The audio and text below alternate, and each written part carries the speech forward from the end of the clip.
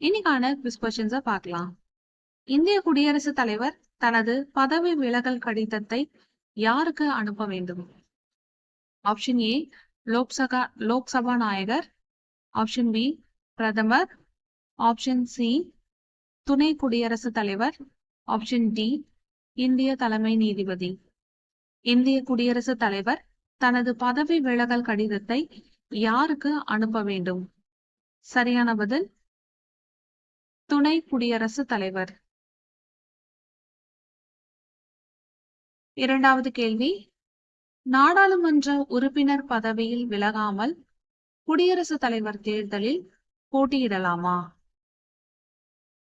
Option A போட்டியிடக் கூடாது, option B நாடாளுமன்ற தலைவர் அனுமதித்தால் போட்டியிடலாம், ஆப்ஷன் சி போட்டியிடலாம், ஆப்ஷன் டி மேலே குறிப்பிட்ட எதுவும் கிடையாது. நாடாளுமன்ற உறுப்பினர் பதவி விலகாமல் குடியரசுத் தலைவர் தேர்தலில் போட்டியிடலாமா?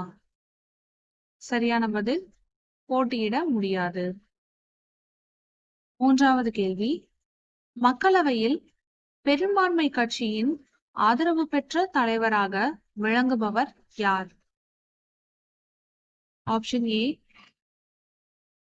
குடியரசுத் தலைவர், ஆப்ஷன் பி அவைத்தலைவர், ஆப்ஷன் சி நிதி அமைச்சர், ஆப்ஷன் டி பிரதமர். மக்களவையில் பெரும்பான்மை பெற்ற கட்சியின் ஆதரவு பெற்ற தலைவராக விளங்குபவர் யார்? சரியான பதில் பிரதமர்.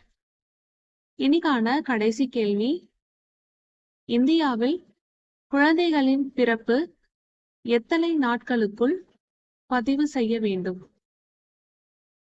ஆப்ஷன் ஏ 10 நாட்கள், ஆப்ஷன் பி 14 நாட்கள், ஆப்ஷன் சி 21 நாட்கள், ஆப்ஷன் டி 7 நாட்கள். இந்தியாவில் குழந்தைகளின் பிறப்பு எத்தனை நாட்களுக்குள் பதிவு செய்யப்பட வேண்டும்? சரியான பதில் 21 நாட்கள்.